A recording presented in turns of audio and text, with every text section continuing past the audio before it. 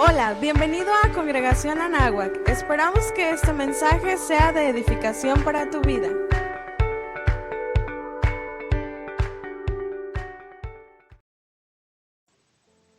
Hermanos, Dios les bendiga. Con gratitud al Señor porque nos da la oportunidad de compartir nuevamente su palabra por este medio. Así también queremos unirnos a la tristeza que embarga a la familia de nuestra hermana Gloria Cázares, por el sensible fallecimiento de su mamá. La palabra de Dios dice que el Señor nos consuela en todas nuestras tribulaciones. Y es nuestra oración que la consolación que el Señor da a sus hijos pueda llenar sus vidas en este tiempo y fortalecerles al pasar por este trance, por la pérdida de la mamá de nuestra hermana. Les enviamos un abrazo y expresamos nuestro amor en el Señor Jesucristo. Hoy, hermanos, queremos también compartir la palabra de la promesa de Dios, de la esperanza que Dios nos da en su palabra y la gratitud que de ello deriva. Hoy hablaremos del capítulo 9 de la carta del apóstol Pablo a los romanos, que trata de la soberanía de Dios en la salvación, la completa soberanía de Dios en la salvación. Romanos 9 es uno de los capítulos más importantes, quizá el más importante de toda la Biblia en cuanto a la enseñanza de la soberanía de Dios en la elección y la salvación de los suyos. Las primeras veces que yo leí este capítulo en los primeros años de mi fe cristiana, me parecía muy incómodo y hasta cierto punto perturbador, por lo que en él se afirma sobre la elección incondicional de Dios para la salvación. En muchas ocasiones traté de evadir las verdades que en él se expresan, o de encontrar una explicación menos radical y que se acomodara a mis pensamientos sobre Dios y sobre la salvación. A veces incluso uno trata de suavizar esta enseñanza porque a veces tenemos miedo de que las personas van a ofenderse o a rechazar el mensaje del Evangelio. Leer, por ejemplo, los versos del 11 al 13 que dicen: pues no habían aún nacido, ni habían hecho aún ni bien ni mal, para que el propósito de Dios conforme a la elección permaneciese, no por las obras, sino por el que llama. Se le dijo: el mayor servirá al menor, como está escrito: a Jacob amé, mas a Esaú aborrecí. O lo que dice en el verso 18, cuando afirma el apóstol acerca de Dios que de quien quiere tiene misericordia, y al que quiere endurecer, endurece. Estos versículos y otros que iremos abordando y explicando pueden producir dudas en algunos, confusión en otros, y para otros son causa de tropiezo. Todo a nuestro alrededor, me refiero a la cultura y la sociedad que nos rodea, nos bombardea a diario con mensajes que exaltan la capacidad y la voluntad humanas. Se nos dice, por ejemplo: eres el dueño de tu destino. O tú eres el arquitecto de tu propio destino. O escuchamos frases como: ten fe en ti mismo y lograrás lo que quieras. O se nos dice: sé fiel a ti mismo. O solo decide y tú puedes ser lo que tú quieras. Y hay una frase que dice que la mejor religión es la de creer en uno mismo. John Piper dice que debido a esa mentalidad humanista, la soberanía de Dios para muchas personas significa que Dios puede hacer solamente en mi vida lo que yo le permita hacer. Esto desde luego es incorrecto, no es eso lo que enseña la Biblia, porque eso no es soberanía en absoluto. Si Dios puede hacer en mi vida solo lo que yo le permito hacer, entonces Él no es soberano. El soberano sería yo. Este capítulo 9 de Romanos destruye toda confianza en uno mismo, toda esperanza de tener algún mérito o una participación en la obra de la salvación. Este capítulo 9 derriba todo argumento en el que uno pretenda colocarse a uno mismo cualquier mérito o cualquier acción o decisión que le haya llevado a la fe en Cristo. El capítulo 9 es entonces uno de los capítulos más preciosos en cuanto a la salvación y la gracia soberana de Dios. Pero también es, para algunos, un capítulo en el que han tropezado en cuanto a la fe, porque este capítulo no se ajusta a las ideas humanas que podemos tener respecto a Dios y a nuestras ideas de tener méritos ante Él. Y con frecuencia las ideas que tenemos acerca de Dios estorban para entender lo que la Biblia enseña acerca de su soberanía y de su salvación, de su carácter. Recuerdo, por ejemplo, una ocasión aquí en nuestra congregación. Estábamos en una clase de varones, estábamos estudiando la primera carta del apóstol Pedro. Y en el capítulo 2 leímos los versos del 6 al 8, que dicen así, dice, por lo cual también contiene la escritura, he aquí pongo en Sión la principal piedra del ángulo, escogida, preciosa, y el que creyere en él no será avergonzado. Para vosotros pues los que creéis en él es precioso, pero para los que no creen, la piedra que los edificadores desecharon ha venido a ser cabeza del ángulo, y piedra de tropiezo y roca que hace caer, porque tropiezan en la palabra, siendo desobedientes, a lo cual fueron también destinados.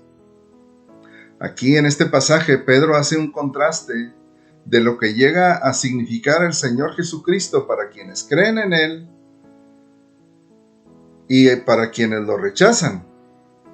Dice entonces que para quienes creen en el Señor Jesucristo, Él es la principal piedra del ángulo, es escogida y preciosa. Pero para quienes lo rechazan, llega a ser como una piedra de tropiezo. Un hermano que nos visitaba de otra iglesia en esa ocasión se sintió ofendido de que se dijera que Jesús es como una piedra de tropiezo, para quienes no creen, y afirmó que Jesús no puede ser piedra de tropiezo, y él dio sus argumentos. El punto es que no éramos nosotros los que decíamos eso, es la Escritura la que lo afirma, pero para él sonó ofensivo que se dijera que Jesús puede ser piedra de tropiezo, aunque la Biblia lo afirma. Así es que también en este capítulo puede haber cosas que puedan sentirse como ofensivas, difíciles o que nos hacen dudar si no nos tomamos el tiempo y el cuidado de leerlo a la luz de la doctrina que la Biblia enseña y no de lo que nosotros creemos que debería enseñar o de las ideas preconcebidas que traemos con nosotros a leer la Biblia.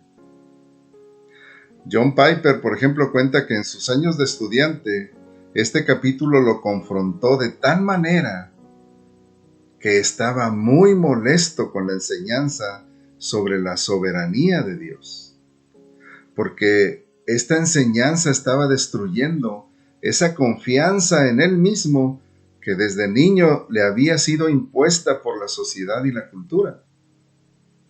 De manera que él cuenta que un día, tratando discutiendo este tema con uno de sus maestros en el seminario, su molestia llegó al grado de colocar frente a los ojos del maestro un lápiz y dejarlo caer al suelo. Y entonces, alzándole la voz al maestro, le dijo: yo solté el lápiz, no fue Dios, fui yo. Con el tiempo, el pastor Piper ha sido uno de los más convencidos defensores de la doctrina de la soberanía de Dios en la salvación. Pero doy este ejemplo porque es algo que confronta nuestras propias ideas, de tal manera que podemos sentirnos confundidos en algún momento, pero tenemos que dar tiempo para que su palabra, la palabra de Dios, su Espíritu, obre en nosotros y nos haga entender su verdad, la verdad de su palabra, no lo que nosotros queremos pensar o creer.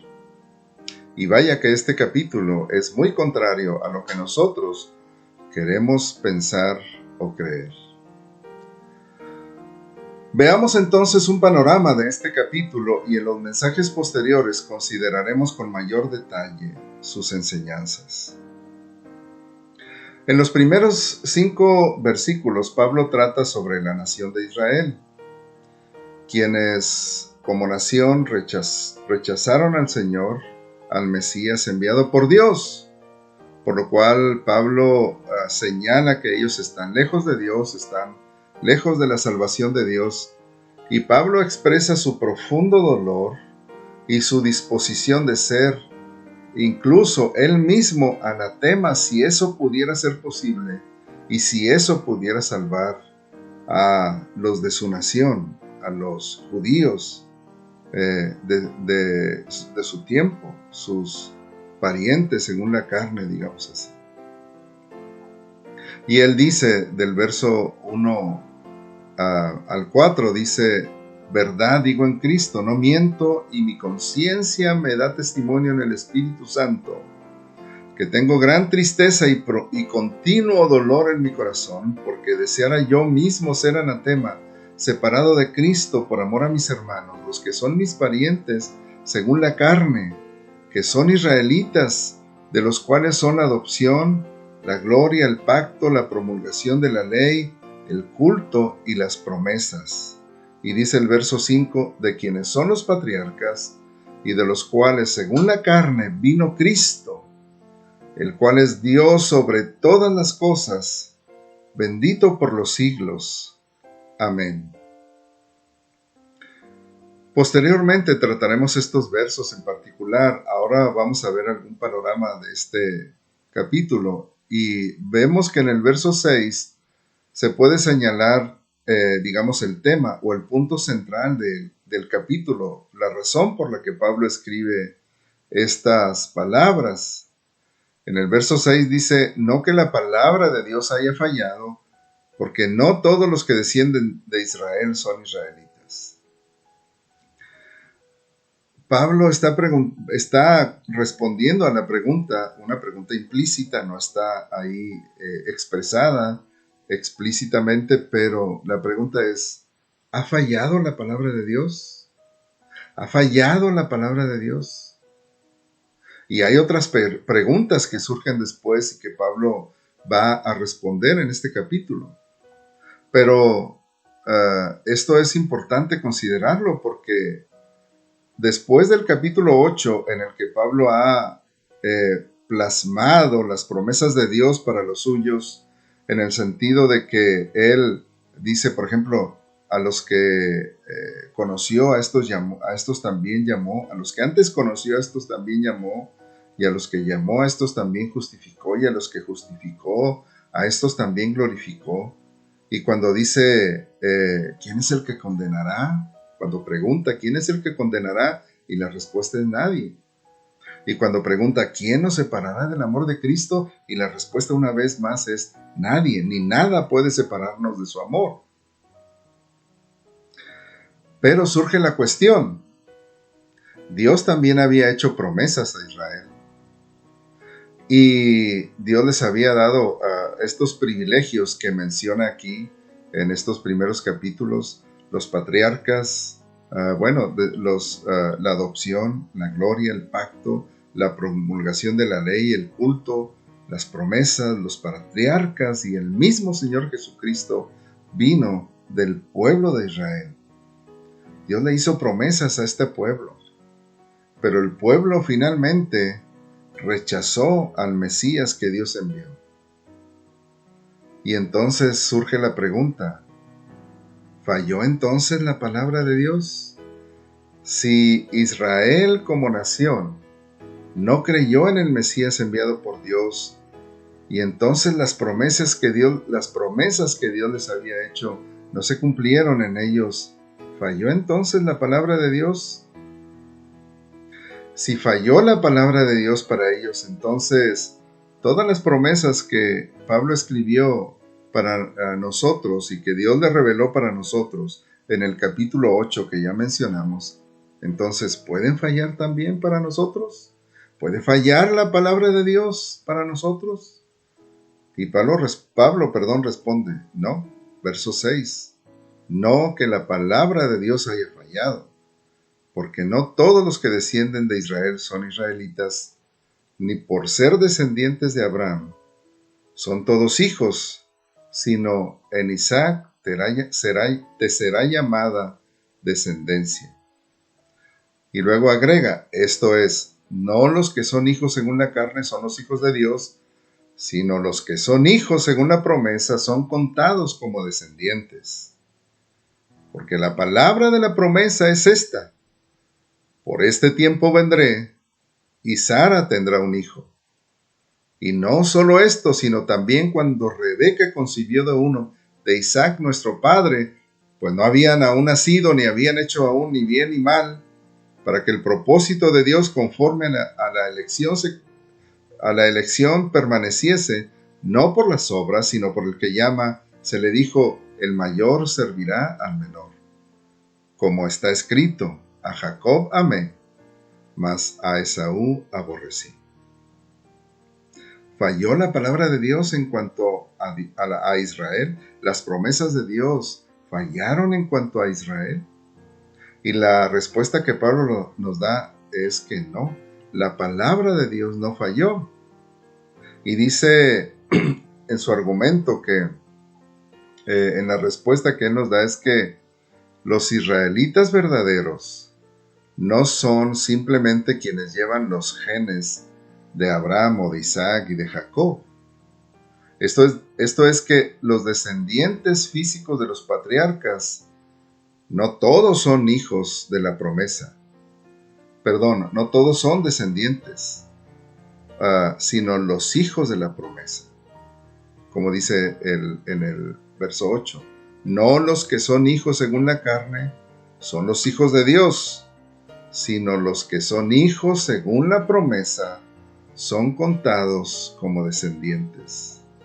Los hijos según la promesa son los verdaderos descendientes y los beneficiarios de las promesas de Dios para su pueblo. Y vamos a ir considerando estas respuestas del apóstol Pablo en los siguientes mensajes. Ahora estamos viendo solo un panorama. Porque surge la pregunta entonces, ¿quiénes son entonces los hijos de la promesa?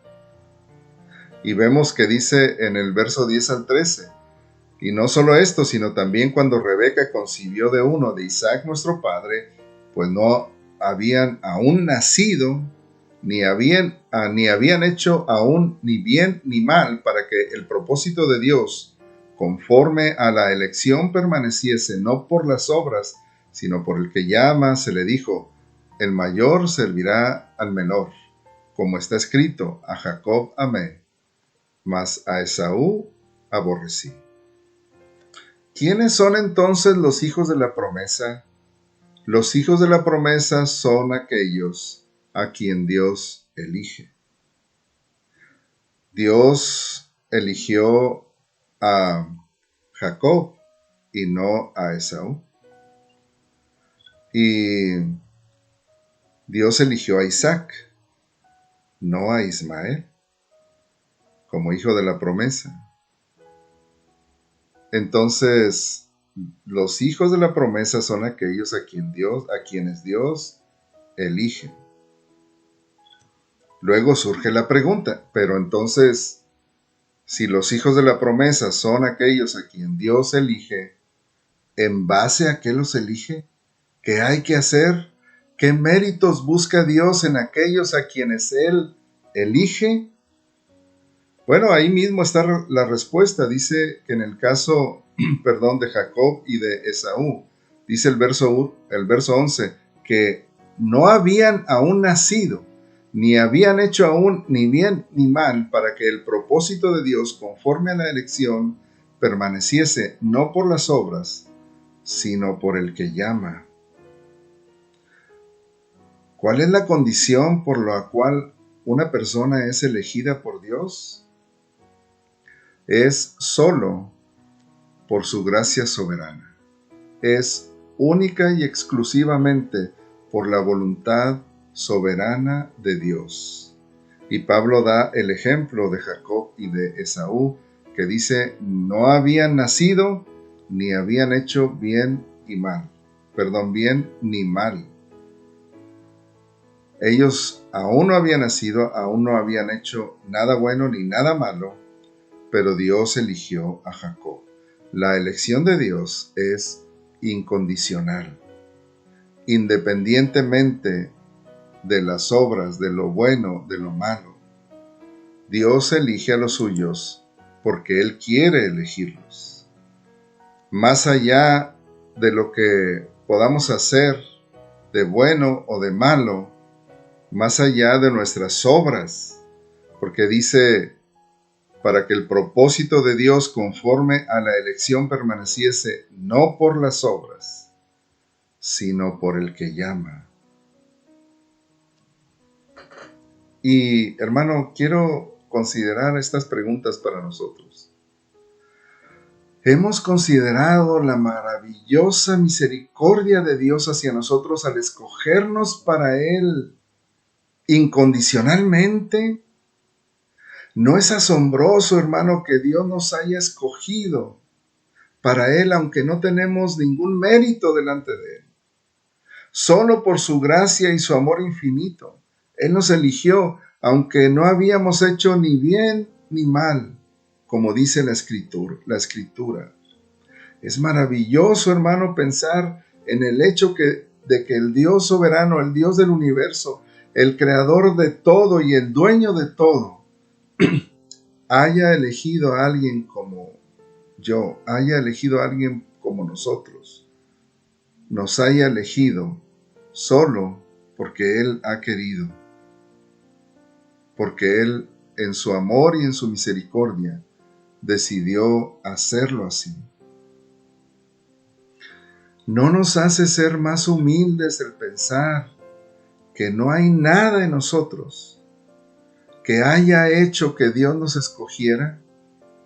Que no hay nada, absolutamente nada en nosotros de lo que podamos jactarnos diciendo, Dios me escogió por esto, Dios me escogió por aquello. No hubo nada por lo cual Dios nos escogiera. Él lo hizo solamente por su soberanía y por su amor y por su gracia infinita demostrada hacia nosotros.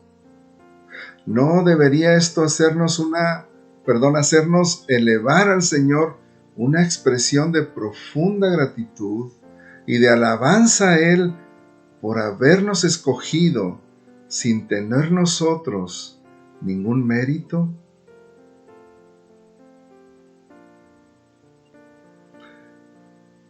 Eso es algo que deberíamos considerar al pensar en el hecho de que Dios nos ha elegido para salvación, sin ningún mérito de nuestra parte. Luego dice, para que el propósito de Dios conforme a la elección permaneciese no por las obras, sino por el que llama. Dios tiene un propósito al elegir a los suyos incondicionalmente. Pablo hace aquí un contraste al decir que la elección de Dios no es por las obras, sino por el que llama. Uno esperaría que el contraste fuera entre las obras y la fe, que aquí Pablo escribiera que la elección de Dios o el propósito de Dios conforme a la elección permaneciese no por las obras, sino por la fe. Pero no dice así. Si dijera eso, quizá nos daría la oportunidad de jactarnos un poquito porque hemos tenido fe. Pero no dice así. Dice no por las obras, sino por el que llama, porque no hay, Pablo no quiere dejar ninguna duda de que la elección de Dios es solo por su voluntad soberana. Él nos eligió primero. Antes que nosotros ni siquiera hubiésemos escuchado de Él, antes de que nosotros siquiera hubiéramos expresado la fe hacia Él, Él decidió libremente elegirnos, no por las obras, sino por Él. Él decidió libremente escogernos para salvación.